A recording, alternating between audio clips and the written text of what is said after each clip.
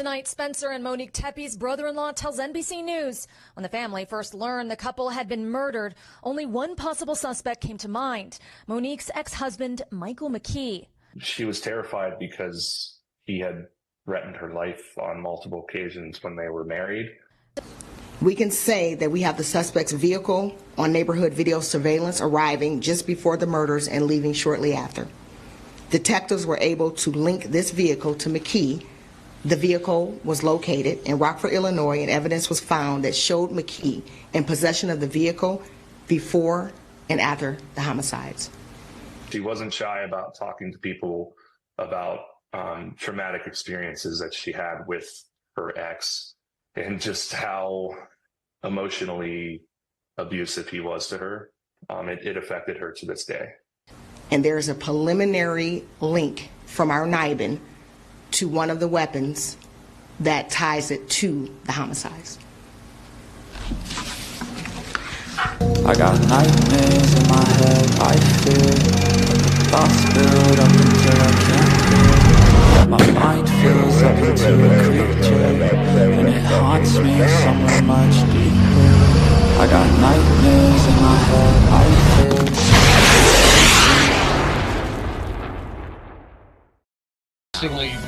The address that was given to us by the surgery group that he worked for turned out to be a fake address. It was an address that doesn't exist.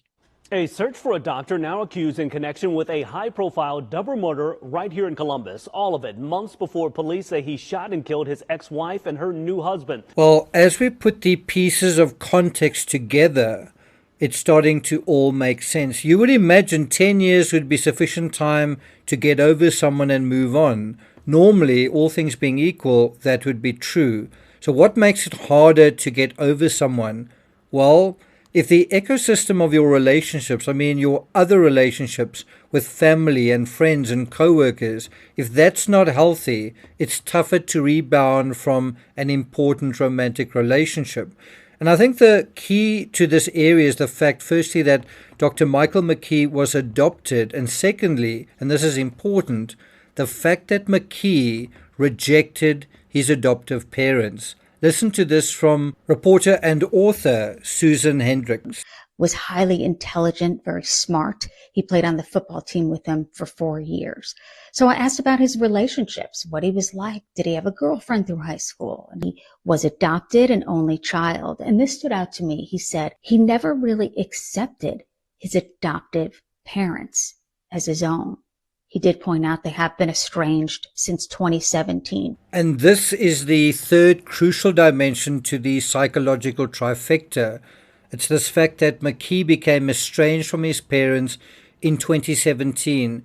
That same year he married Monique. That's a crucial part of the timeline. I wouldn't be surprised if Monique saw this, witnessed this. Just the unraveling relationship with his own family, arguably the two most important people in his life, and saw this as a big flapping red warning flag. And wasn't she right?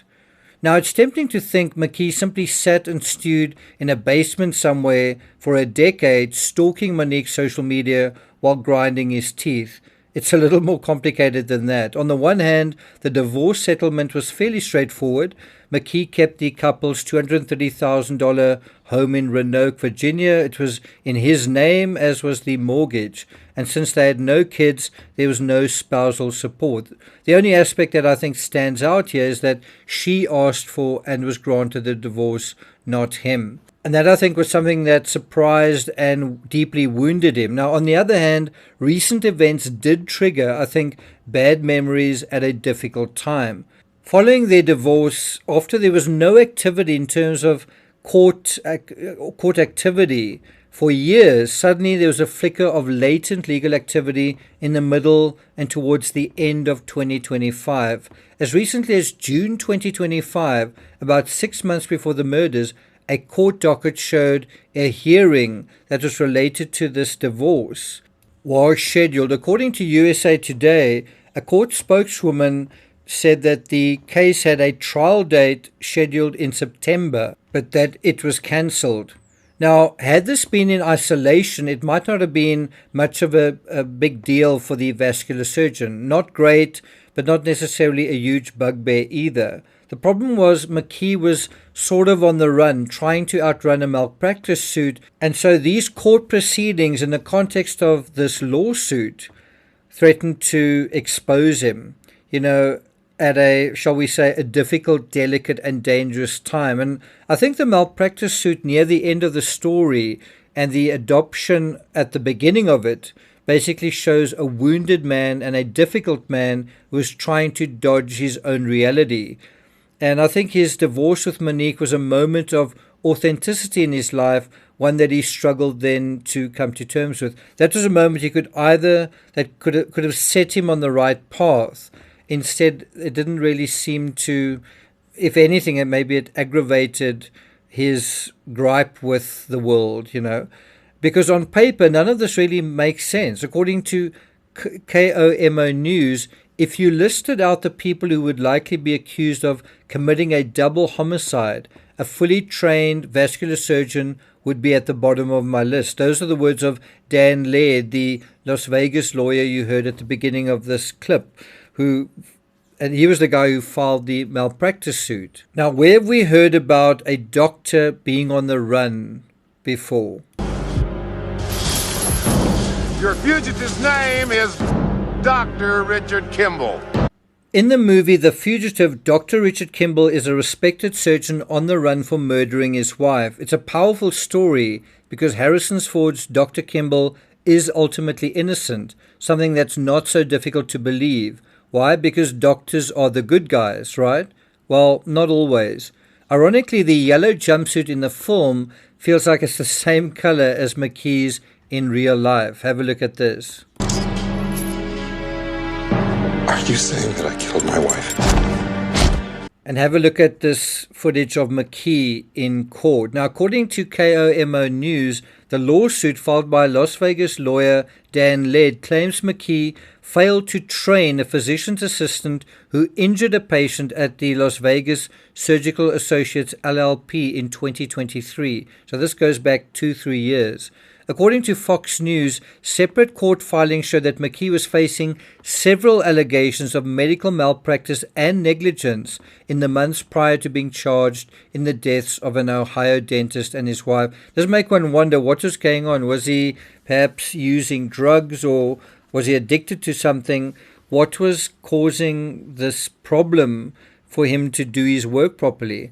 And so basically you can see his professional life was falling apart, probably as a symptom of his private life not coming together.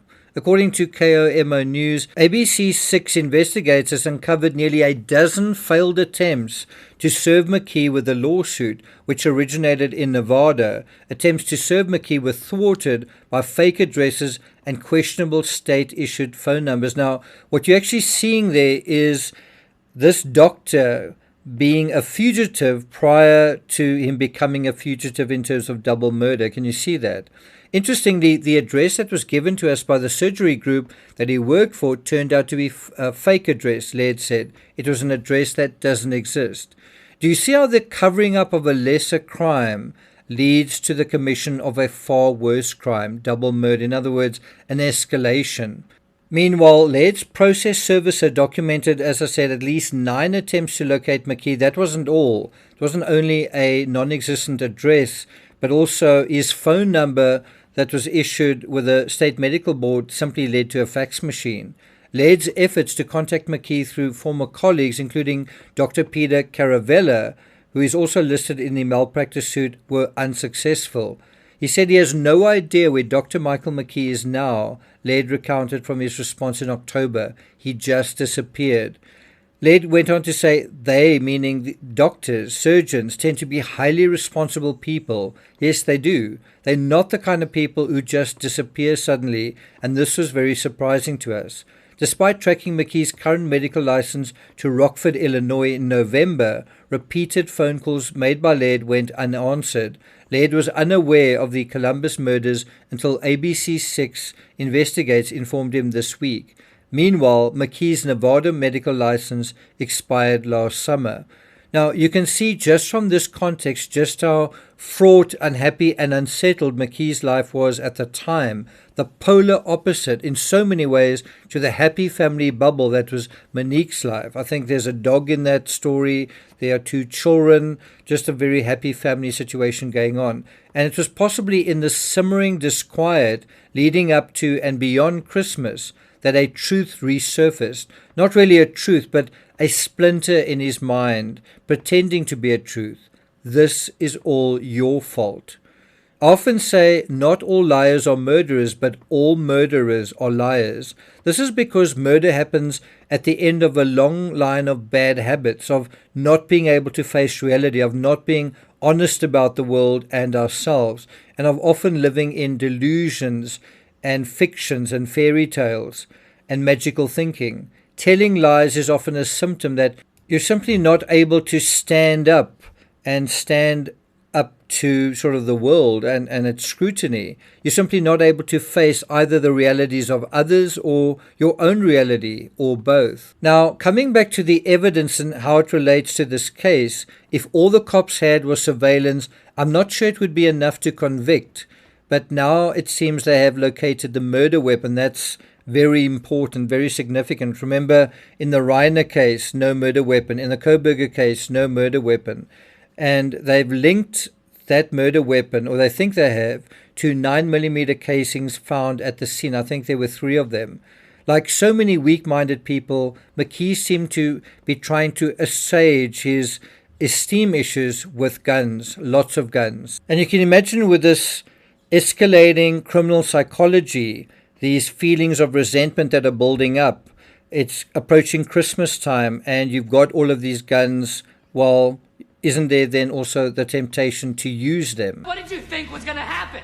According to USA Today, one of the multiple guns found in the Chicago condo of Dr. Michael David McKee has been preliminarily matched to the scene of Spencer and Monique Tepe's shooting deaths. That's according to Columbus Police Chief Elaine Bryant, what she said at a news conference on Wednesday, January 14th. That was yesterday. This was a targeted attack, Brian said. Well, no shit. It makes you realize doctors and even surgeons are people as well, and some of them are very bad apples. Would you have wanted this doctor to perform surgery on you? And how many people would have known that this was this guy's dodgy backstory? Anyway, the surveillance footage is the key that cracked this case, and hopefully in the next analysis, I'm going to shatter some perceptions surrounding this that I think will blow your mind, so look out for that. All right, so I'm not going to take it further than that. Thank you for listening, and I'll see you guys next time.